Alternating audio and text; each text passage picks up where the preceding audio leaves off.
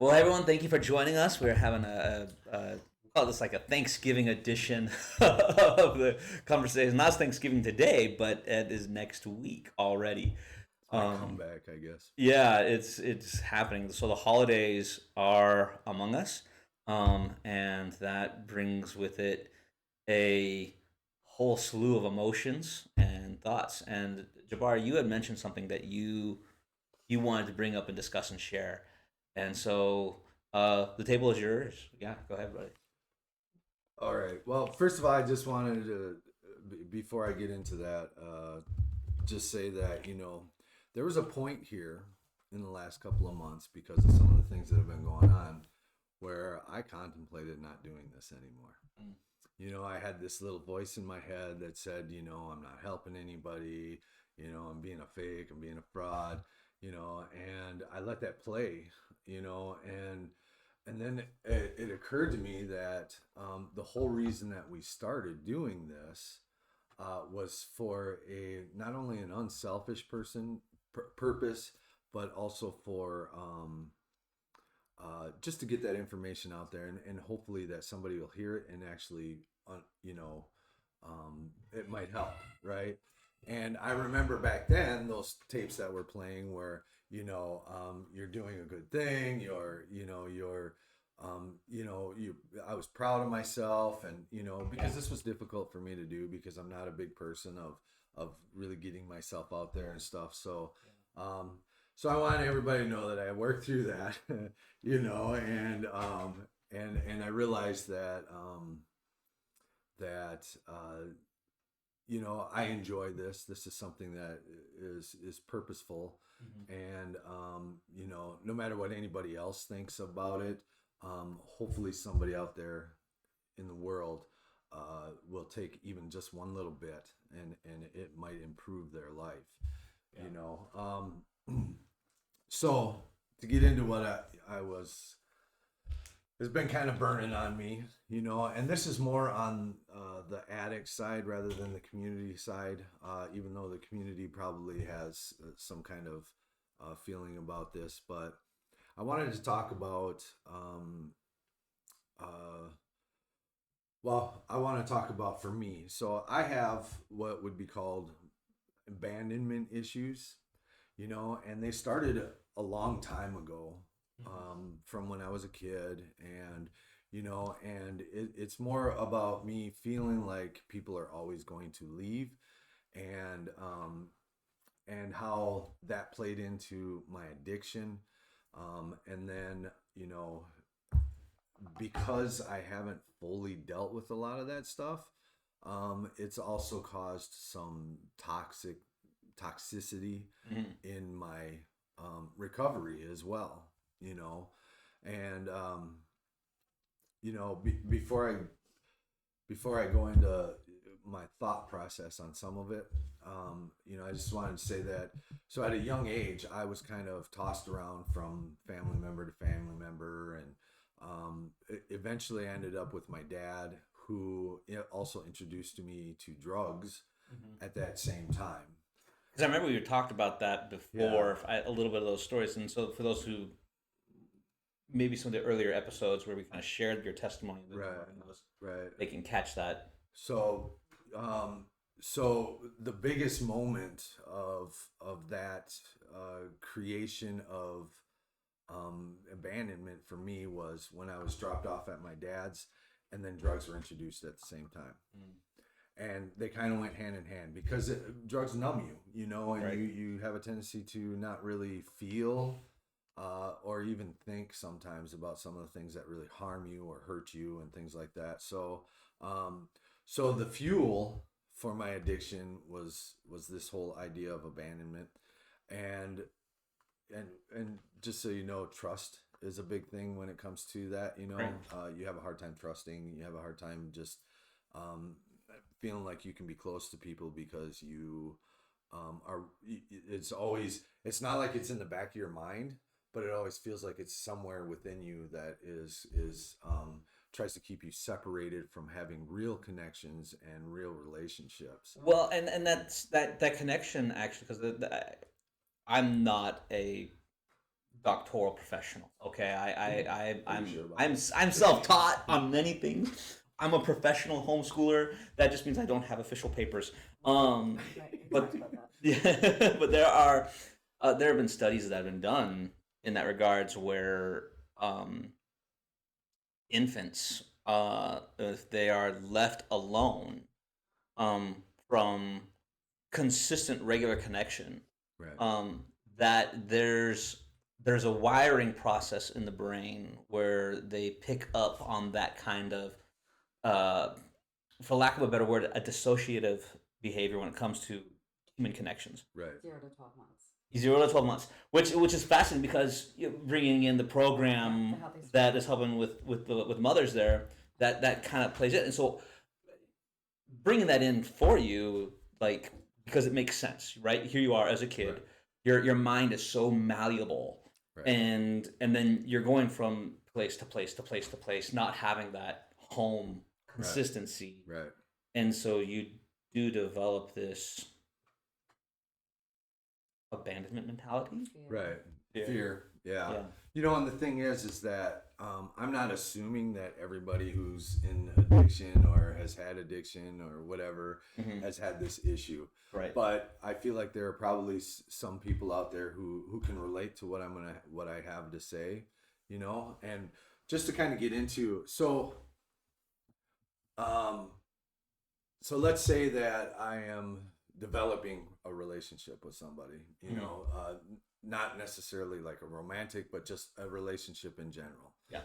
You know, in the beginning, uh, you're not so worried about it because somebody can't hurt you if you don't have a connection or those feelings towards somebody where it's like, oh, you know, so I have a tendency to keep most people on that level because I don't like to let them in. You know what I mean? Well, and that Go- and that makes sense because when you go and you learn, right? So the malleable Right. of your brain, you learned, and I might be wrong. Again, I'm not you. Right, I'm regurgitating what I heard. Right. Sure. You go and you spend, and this is completely off the cuff, okay? But you go 3 months over here, 3 months over there, 3 months over here, 3 months, and so you learn. Don't develop any personal connection beyond, well, or deeper than Right. that 3 month fence. I mean, it can only get to a certain point and then it hits a wall because I have several walls that I develop Yeah. over time. And so most people will get to this wall. And once they get to that wall, it's not that I think to myself, well, I don't want them to get any deeper. Right. But for some reason, my mechanisms, my defense mechanisms Right. start to show up where, okay, well, I don't want to get too deep into this. Like a lot of people will know so much about me, but not a lot. You know what I Right. mean? And it's not because I don't want to. It's just because that's kind of how things have developed. You know, The subconscious barriers are right? You know, and part of recovery is I've heard there's a guy that comes that's has 35 years or something like that. He always says the opposite of addiction is connection. You know, wow, so that's so good. so Fellowship. in recovery, that can be an issue for people. So the way that you would know that I actually really care about you Mhm. is that I start to become distant and I start to become quiet towards you. I start to because all of a sudden you're past that one wall and you're in the wall where you can hurt me now. Right. You know what I mean? And so I have a tendency, and I don't do it on purpose, Right. but I've started to notice some of those behaviors of, you know, because I've been looking back and just kind of, you know, and I started to notice that when someone gets past that first wall and they can actually do damage or hurt me, I will start to push them away, not intentionally. Just a natural reaction. It is, you know, or I'll start to spend more time over here because I don't want to, you know, because now all of a sudden I'm worried that you're going to leave. It's You know a what I mean? new kind of hurt. Yeah, Well- it's a new development, and Yeah. you know, and so this is kind of like the first stage is, you know, you only get so far because you can't hurt me, Well, once you can hurt me is when then it becomes, an issue because I have a tendency to, and it's not intentional and it's not against the person. And, Right. and I don't sit there and think, oh my God, they can hurt me, so I'm going to push them away. Right. It just naturally happens for me to start to be like, okay, I'll stop calling, I'll stop texting, I'll stop coming around, I'll stop, or it might be somebody who I'm actually in a relationship with, and I'll stop being as open or Right. and things like that, and it just I don't know why that happens. Well, I think a big thing is you what that first barrier, right? What I'm in my head, I'm calling it the 3 month barrier, right? That first protective layer, right? You got that shield up, you're good. You can approach that shield all you want, but Right. once you go past that, okay, now here's the underbelly, Right. right? Now Because at here's that I'm point, exposed, and now you can hurt me. So the natural response is, okay, great, you can hurt me now. So don't come too close. right. And the thing is that it ain't just about. It really doesn't have to do with the other person. It's that you as a person, well, me as a person, I'll say, Mhm. it means that um, love is in the air. You know what I mean? As far as I love you as a friend, I love you as a pastor, I love you as The emotional Connection connection. is yeah. there. Even That connection is there, Yeah. and it scares the shit out of me. Yeah. And it does that because this is how it developed, in my life, and I'm assuming that it's happened to other people, where they do that. So that, oh, go. no, I'm saying it even goes down even to like the back to the basics of like even us doing this regularly to where we took our break. It's still a connection, a bond that we built while doing these Right. podcasts. That even Right. something as just like cordial and just as nonchalant as like coming Yeah. to do these once every other week. Yeah. Without that, it interrupted a normal flow. Right. Which, by the way, was my fault, and I apologize to you guys. But no, It's but that's just- what I just wanted to explain though. Right. As simple as that, it doesn't even have to be like See, and Yeah. that's part of that. You got past this one wall, Right. and suddenly I wanted to start pushing away. Oh yeah. And so you can even see it. You could, if you really think about some of this stuff, you can see how that works in me. And and it's not something that I like that I do. It's something that I have a tendency not to be able to control. Right. But being able to see it, because I have spent a lot of time thinking about this, being able to see it, maybe now I can actually change some of that. And that's why I really wanted to bring this particular subject up, is because, I don't want people to be my age and still dealing with this shit. Right. You know what I mean? Like if you know that you have these kinds of issues, just hit them head on, because they will affect you for the rest of your life until you actually deal with it. Go ahead. No, you're And up. I believe that everybody has those and okay. Mhm. I believe that. I know for myself I have, and it just comes in various forms. But the Right. biggest key for me And is levels. in different levels and different Right. extremities. But the thing is that by you speaking out loud about it, you're bringing accountability. Yeah. Right. You're making others aware that you have these behaviors, and sometimes you do not recognize them right away. And so when you build that support team and you build that network around you of healthy individuals or people of like minds that want the same kind of goal and endpoint in life, which is like to live in recovery or to live in peace and not be bitter and angry, and to work forward, not backwards, is that that's what accountability buddies are for, Right. which are in turn your friends, your family, your community, your church, your Yeah. everyone, and you all have this intimate relationship, because whether you're intimate or whether you're intimate just through that connection, because when you share your vulnerableness and you share things that may trigger you or bring fear upon you, you're being more intimate in a non-physical manner Right. with those around you, because you're showing your vulnerability. Right. And so I believe that everyone has a form of that. It's whether they are more open about it, or whether they internalize it more, or the fact of whether it's like they're going to deal with it alone. And I can tell you that, like we say, you don't walk in recovery alone. We walk hand in hand. Unfortunately for me, sometimes I will isolate myself and do it alone. But before I get into that part of it, so then the next stage for me is that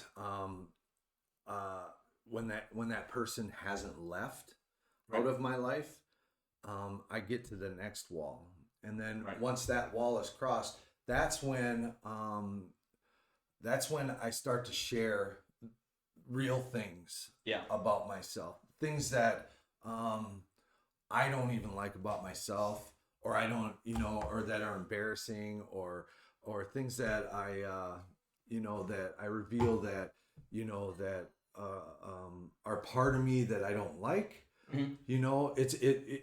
That's how you've gotten all the way in, is when I start to share those things that that I am not proud of and don't appreciate about myself, and that I know some of it needs to change, but I'm sharing it because I want someone to know the full me. It ain't, because we ain't just good or just bad. There's all of it, And when I start to reveal the bad is when somebody's really gotten inside, and they really have, and that is the scariest time of all.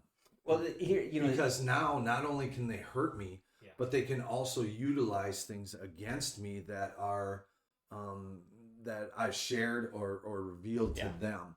That and somebody who would use that is probably shouldn't have been in there in the first place, But the point is that that's how that you have my complete love and trust, is when I start to really kind of put myself out there, like, no matter what it is, like when I get really involved in, well, during addiction, this is how I was, or even in recovery, there are things about me right now that I still don't, that I still struggle with, and don't always like about myself. But those are the things that you'll know, before you knew, hey, he's always trying to help, or he's kind, and and then it was, well, he's kind of standoffish, and I don't understand why he doesn't call me when he has a problem, or I don't understand why he's not reaching out to, well, this is all of him, And when you got into that point, because very few people get there, and that's I have a real hard time letting people get to that core, that center. But if you've gotten there, that means that I have completely given my trust and and at that point, it's probably the most terrifying and the most satisfying period, because it's terrifying because now you can really harm me. And it's satisfying because now I can just be me, no matter what that means. And so there's this, so it also can cause toxicity, because that fear will start to drive me, and I can become toxic, like that does happen. I do get toxic at times. And so that fear will drive me, like, oh my God, why would I tell somebody everything, or why would I tell somebody things that they shouldn't know, and so then you start to lash at them a little bit, very few people have made it any further than that, because at that point, then I either draw you all the way in, or I push you all the way out, And if I've drawn you all the way in, then it's those tend to be lifelong relationships, right?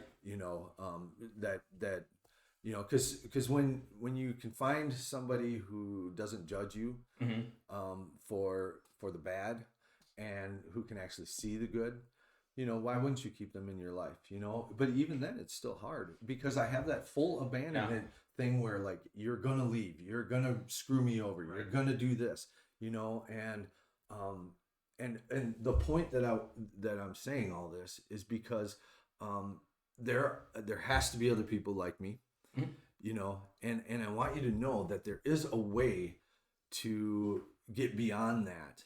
Well, there is, and I want to. I haven't found it yet, but I know there's a way. There has to be a way, just go find help. You know what I mean? And Yeah. don't let yourself get to my age and still be struggling with this, because sometimes I feel like this is a kid's thing. You know, like Well, why am I allowing this to happen? To me? it's not a kid's thing. It feels then, like it is. Though. it does. And well, Because how mature is it to just push somebody away because you don't want to be hurt? right. You know what Well, I mean? I think the big thing and point is like, and I had a so I have a point I'm going to make here too, but I also am going to share this. I had a conversation with my mom one time when I was a teenager. So my mom was in her mid 30s at the time, and she made the point. She goes, I still feel like I'm an 18-year-old girl, and I was like, look at my adult parent. I'm like, but you're so old, right? It's like, because we live with our minds, and there's a point where like we still feel like we're the same young person all the time. And but here's the thing though, and I love how you, Victoria, you use the word intimacy, because that really what it is. That idea and the phrase and the words that I've been using is emotional intimacy, right? So how do we develop in that emotional intimacy? Now, here's the thing that the whole like. Some people have used the whole phrase "into me I see." How and that I find that really cheesy, but it works. Yeah, it breaks it down. It does, but see, here's the thing, and this is what's you talk about those different levels, right? So there's the me that the whole city sees, right, and they have their opinion about that. Pastor Ryan. Well, that's from the community. Then there's the church version of me. Okay. So the church sees me differently than the city does. Your different bases of identities. And then I have my friends, the people who are a little bit closer than the rest of the church. Right. And then I have my extended family. Then I have my family. I don't know if it's picking up on the audio, but there are two of my younger two are here, and they are running, and you can hear the bump, bump, bump, bump, bump down the hallway. And then after that, I have my wife. Right. And each one gets closer and closer and closer to the most vulnerable part of me. Right. And so the one person who could do the most destruction to me is my wife. Right. The further away, the less destructive it can get. Right. And that's where that vulnerability grows. Right. But then at the same time, that sense of abandonment is anytime that there's that emotional intimacy disconnect for that particular circle, right, you can feel abandoned. You can feel abandoned by your city, right, because the city circle has been violated. Right. You can feel abandoned by the church because right, the church circle has been violated, and etc. Each right, area. And that has to do with expectations. Right. Yes. And it's also the levels of how you feel about that, yeah, like depending on how much it can really damage you as a person. No, and on top of that though, as one of the biggest things that I had to realize and learn through this very roller coaster journey, but very blessed to be where I'm at today journey that I'm on, is that, like you said, the into me I see it, but I had to become most aware and most intimate with myself before I could become that intimate with others around me, because otherwise the expectation of what I was receiving was never going to uphold, because I was not intimate with myself, because I was too unaware or unwilling to recognize certain faults in myself or behaviors that I was carrying. And so until I could recognize those out loud and look myself in the mirror and do those things, any relationship I would have, whether it be someone in passing or physical or emotional, any of the relationships that I would create would at some point then become faulty on my behalf, because I was not portraying all that I was. So it was not into me I see, it was into part of me I see. Right. And so I had to become openly aware of all of this. So that's why the statement that my leprosy is showing, here are my spots and I own them. That's where that lies. Well, and that's really because here's the thing too, right? Okay, if you're gonna have your core, your heart, your core, right? Yeah. And that first circle is your spouse, partner, right there, and then you got the family, everything else. Well, it's like, I mean, that higher power is first and foremost, right? And so that idea of me being vulnerable with myself. So there's a passage in the Bible that says, "I will remove your hearts of stone and give you a heart of flesh." Which is a fascinating thing in Scripture, because it does talk about that I've got to deal with my I've got to make sure I'm healthy. I've got to because here's the thing, and this is what's fascinating because this is true. We are so adept at lying to ourselves, right?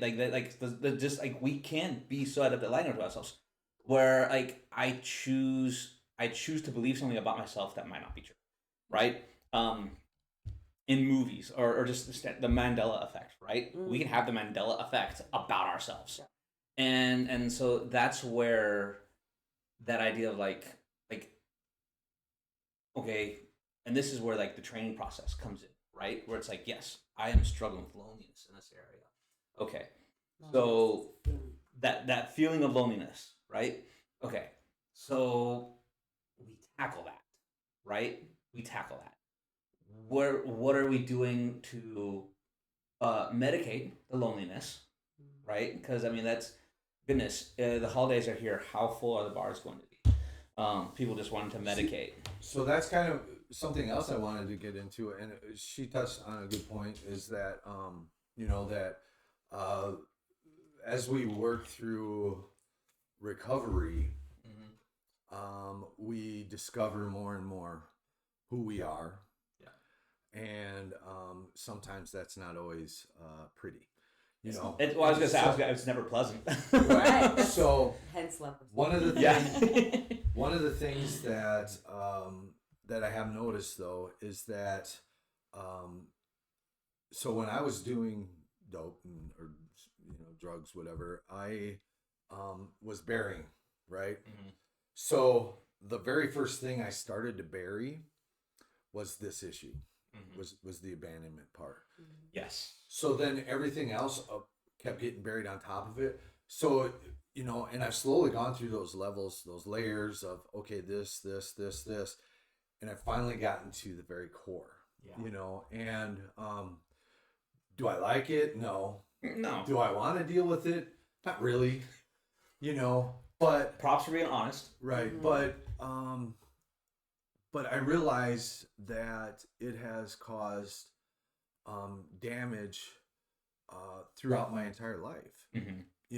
Like I can look back and I can see how that is the one thing that has made it hard on me in my entire life. That core that I couldn't trust anybody, and I couldn't because they were always going to leave. That has caused me damage, and it took me till I was sort of this age, 50-ish or so. It took me this long. You are the most experienced person in the room, so we'll just say. Yeah. Wow. Sorry. Wow. We love you, man.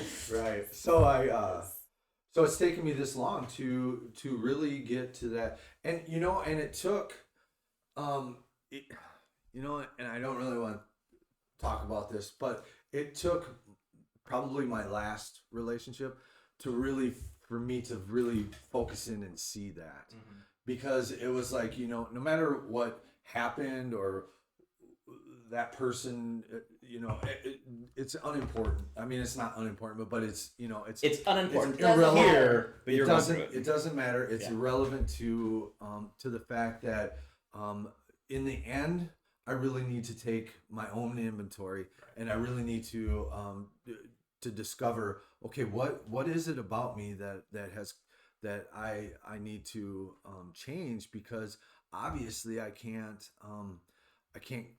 I can't function through an entire thing, or and because you always want to try and be better after, what I mean? You always want to try and learn your lessons, and not only that, I'm tired of blaming other people for shit, what I mean? Like, why do I need to blame you because because you did this? Well, wait a minute, what was my part? Yeah. So that's where my focus became, and I realized that that this issue has I wanted to say the F word. Thank you. Has screwed me. Yeah. In being able to find that complete intimacy. And she makes a good point. you have to be intimate with yourself first. And so that's me trying to figure out how to be intimate with myself. Yeah. You know, it is by just making discoveries of myself. And the beauty of all of this is that without recovery, I would never be on this level. Right. And the thing is that, like I said, it was me when I'm getting high and all that. It's me pushing everything down. You know, all that dirty stuff that I don't want to think about. Yeah. All that hurt, that pain, that, you know, and it just keeps packing on. You know, and so it took me a long time to really start to see those layers of, you know, like my one of my best friends always says I'm an onion. You know, he's like, he's an onion. You really have to peel away at these, you know. Yeah, you know, Greg.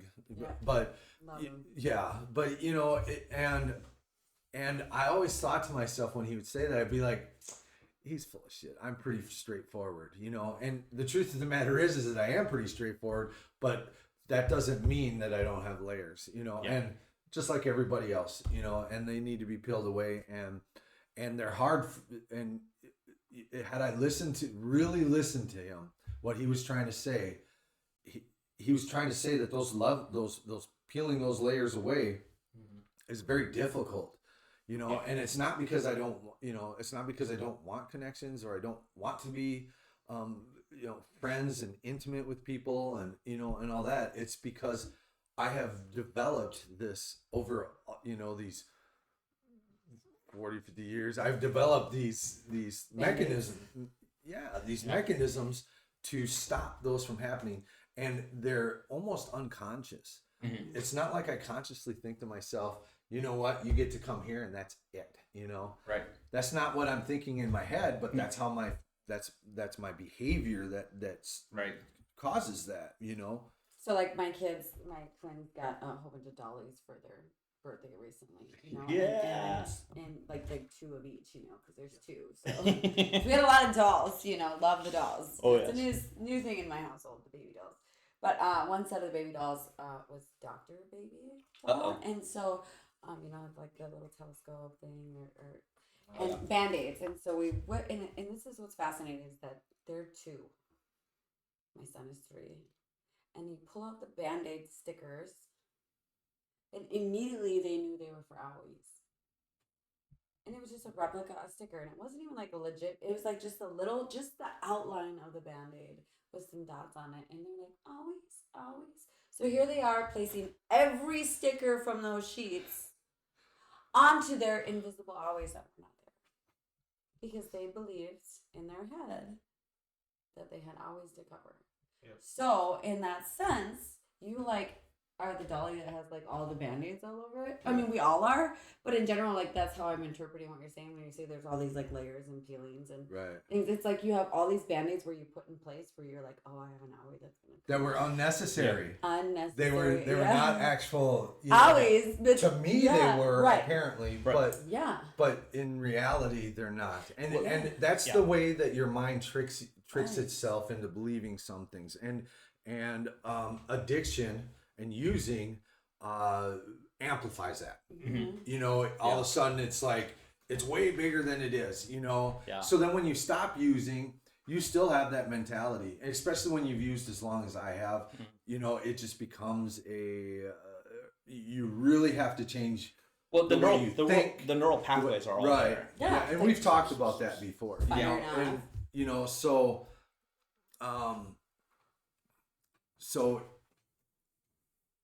I feel like I owe apologies to people. Mm-hmm. You know, like I feel like I should go out, but if I did that, I'd be apologizing for the next probably like 6 months to people. Only 6 months? Yeah. Wow. Well, sorry. That's 24/7 every, you know. But I'm saying you gotta knock on the door at 12:35 in the morning. Hey. Yeah. Hey Ryan, I'm sorry that I just, you know. And sorry that actually door at 12 o'clock at night. Right. Yeah, that too. But you know, and so I want people, anybody that watches this, that because a lot of my friends and stuff like that do it. You know, I want them to know that I am sorry.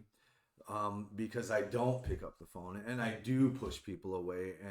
And there are some people who I owe a little bit more and deeper apology, but those are the ones that I would have to do personally.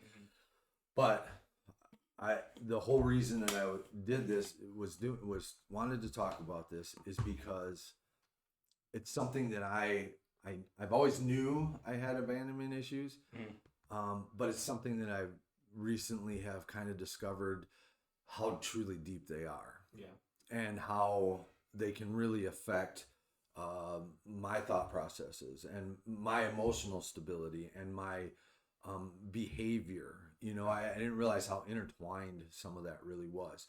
You know, and my hope is that somebody watching this who understands that will take a moment and maybe evaluate and understand that if you continue to allow this to, I don't want to say control you, but it's kind of a control. It is. Well, you know, if you allow it to control you, or if you allow it to creep itself into your life, it is not going to do anything good. It's going to continue to do damage.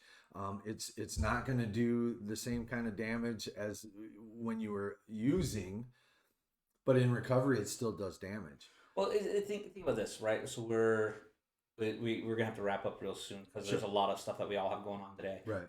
But like this idea of like the holidays and how much just depression, loneliness, and abandonment just amplifies feelings during these holiday seasons, right?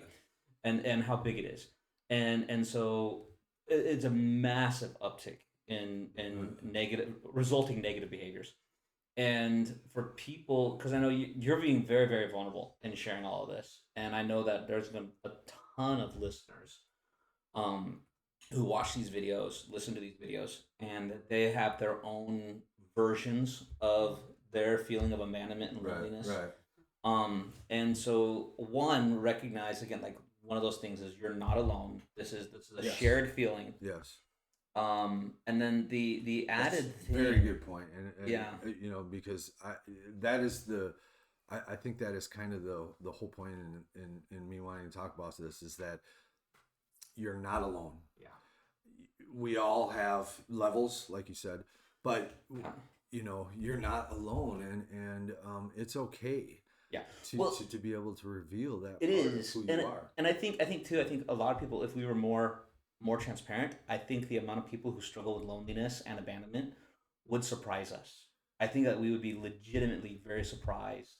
Right. You know, because guess what? I'm a senior pastor of an amazing, loving church. Right. And I have bouts of extreme loneliness. Right. Right? Like it hits hard. Mm-hmm. And it's like very real spiritual battle type stuff for me. And so like this kind of stuff hits. And we're not alone, and especially in these holidays. And so I think the admonition, you know, talking about those layers and getting between those layers and opening ourselves up. I think one of those things is the willingness to be transparent, and then the added benefit of being vulnerable enough to let people in to that to and then this is where I want to be very applicable to the first opportunity layer, right? So, you know, it's that idea of like what, you know, that slowly opening up, right? You're not going to let someone into the inner core right away. No, you're going to let them in closer and closer and closer and closer over time. But you got to get that initial like, you know what? I'm lonely. I need a friend. I need someone I can call, right? And you make that one phone call, and all that phone call is simply saying, "Hey, I just want to chat." Right? See, you know what's weird about that is that I don't generally have lonely feelings. Mm-hmm. You know, I'm not really. Well, see, I view abandonment as a spectrum. Right. And right. So for me, that wasn't really a thing. You know, because I have a tendency more to go the opposite, where I just want to be alone. Mm-hmm. And so I had a conversation with a guy yesterday. Because, you know, I thought, you know, I haven't been reaching out to people. I haven't been, you know, over the last couple months, I have completely isolated myself. Part of it because I have some serious health things going on, but, you know, plus I was going through some other stuff. And so instead of doing what they tell you, which is you should reach out and just to talk to someone. I Right. do the opposite, you know, and Right. it stems into that abandonment thing because it's like, okay, if I start talking about some of the stuff that's real to these people, they're gonna judge me and then they're gonna want to walk away, you know what I Right. mean, or whatever it is, you know. But anyhow, I called this guy yesterday, and you know, he's like,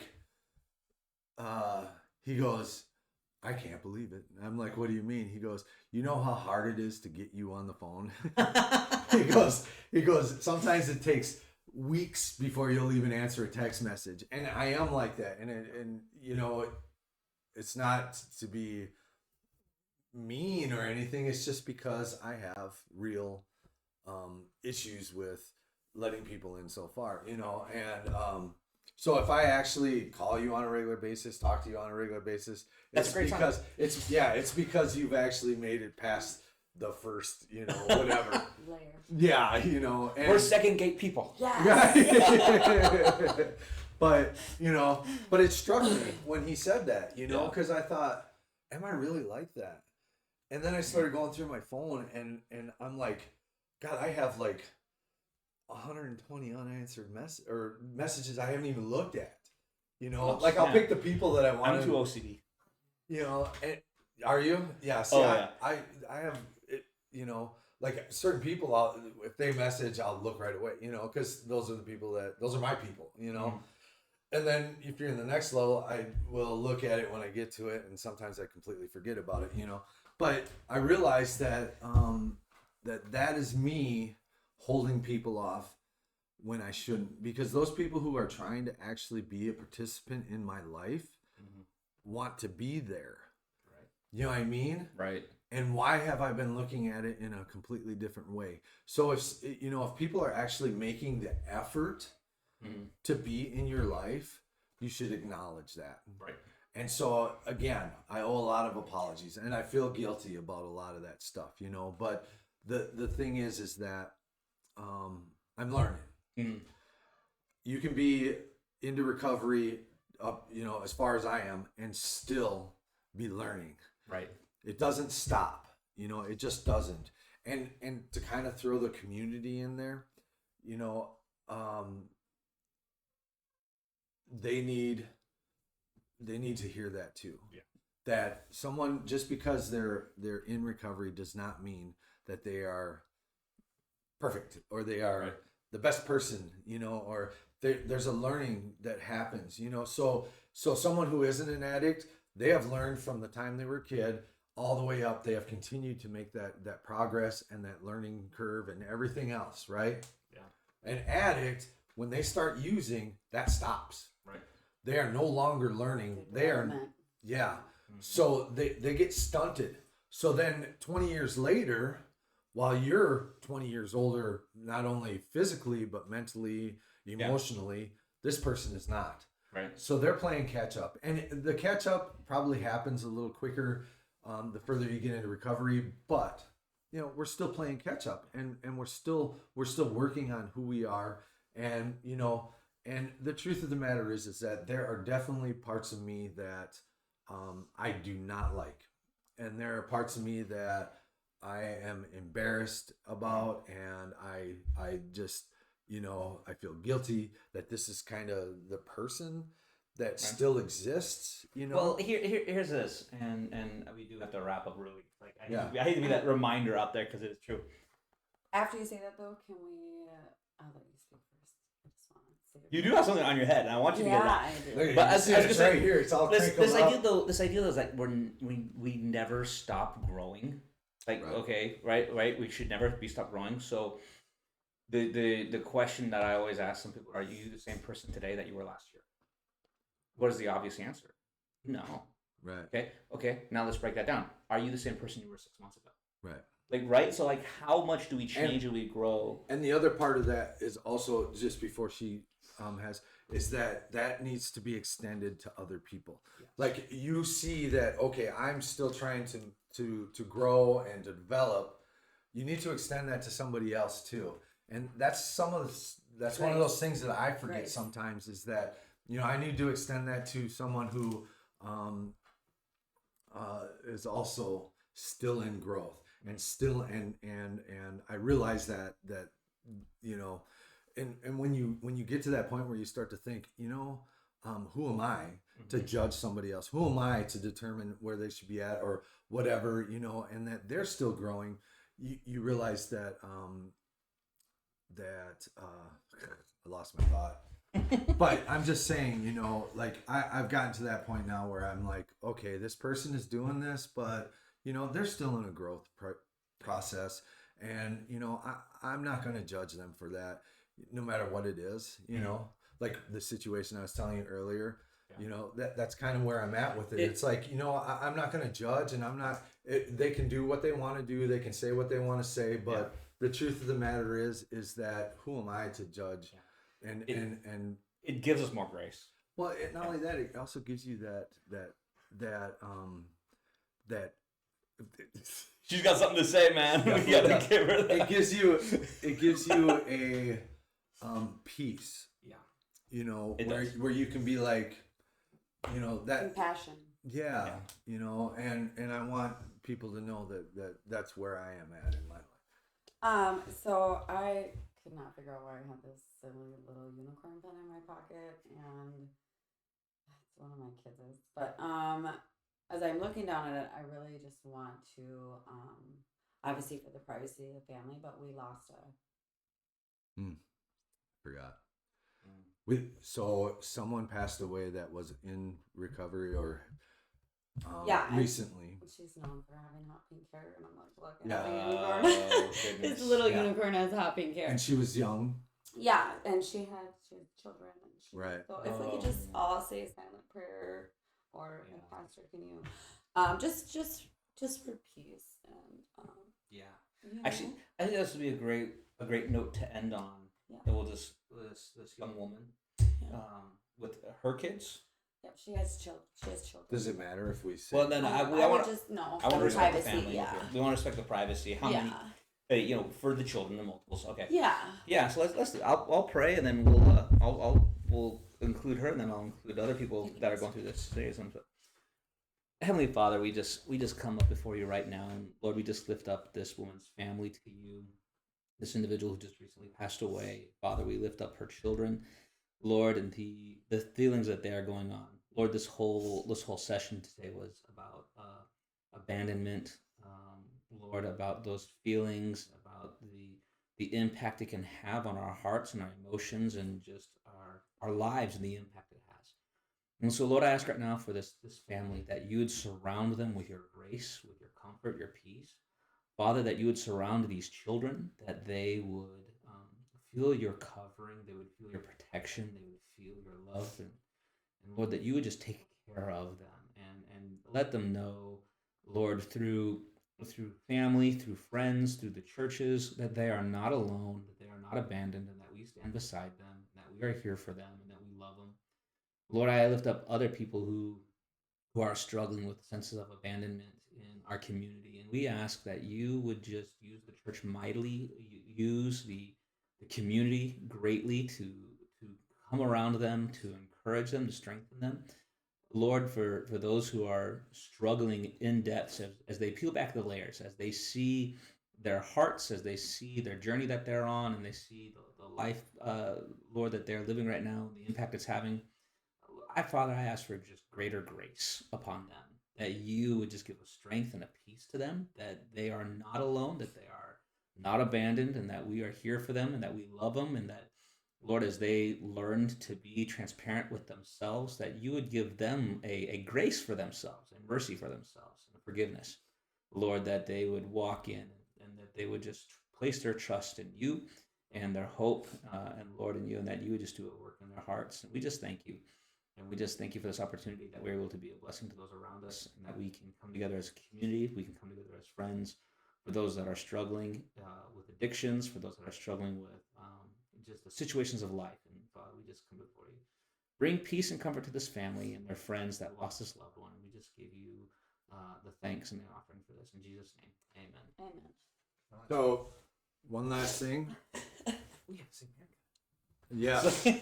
Yeah. It's called baldness. It's why I wear a hat now. So the way that I have chosen to battle this is I have decided to start seeing a counselor. That's great. I have dove back into my meetings, opened up to my sponsor, and have started opening up and pushing myself beyond my own boundaries to open up to other people. So this is how I am going about this. However, somebody else might choose to do that is obviously completely up to them, and we are all different. But I just wanted to share that part of it because I think it's important to also see solutions, and I'm hoping that that over the next several months that I will be able to come back and say, hey, listen, I discovered this, I learned this, and this is how you can go about. So, but that's what I just wanted to put that out there. Yeah, absolutely. Know that we all love you. We stand with you. We stand behind you, and we want you to. You're not alone, and we want you to have help. And so we hope that our tools are great. I have a kid knocking on the door, and so that is our cue. So we'll see you next time.